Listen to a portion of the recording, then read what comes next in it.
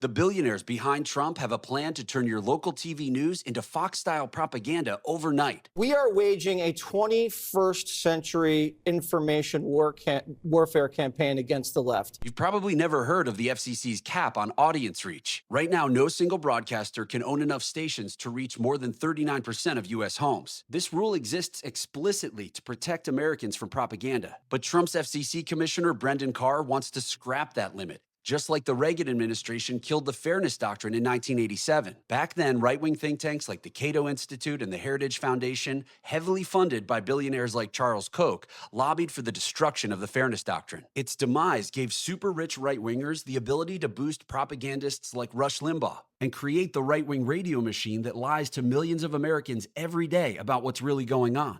Just like the media, think of all the lies that they told. They're just as guilty as the people involved in the Russia hoax, because they peddled the lies, they peddled the conspiracy theories. Now these billionaires are trying to make it so that local TV news broadcasts are full of the same right-wing lies. Koch-funded organizations like Heritage Action and Americans for Prosperity signed onto a May 14th letter urging Carr to repeal the 39% ownership cap. This is bad for communities across America who rely on trusted local news. Hardworking journalists will be laid off, and diverse voices and opinions will be scrapped in favor of extremist dogma. This propaganda push is already playing out with billionaire-owned Sinclair Broadcasting, which owns nearly 200 stations and forces anchors to push partisan ideology with must-run editorials. If the FCC cap is eliminated, broadcasters like Sinclair will be able to dominate your local TV news with propaganda like this. The sharing of biased and false news has become all too common on social media. More alarming, some media outlets publish these things simply aren't true without checking facts first. Unfortunately, some members of the media use their platforms to push their own personal bias and agenda to control exactly what people think. And this is extremely dangerous to our democracy. This is extremely dangerous to our democracy. The Media and Democracy Project is teaming up with legendary media reform activist Sue Wilson to fight back. You can help. The FCC is taking public comments until August 22nd. Follow the link in the bio to tell Brendan Carr and his billionaire backers that you oppose lifting the 39% cap. Make sure your trusted local anchor doesn't become just another fascist mouthpiece. Email info@mediaandemocracyproject.org right now to find out how you can help by monitoring local TV stations. And if you're seeing this after the deadline, it's not too late to fight for healthier information diets for everyone. Pay attention to what's happening at the FCC and support your local news.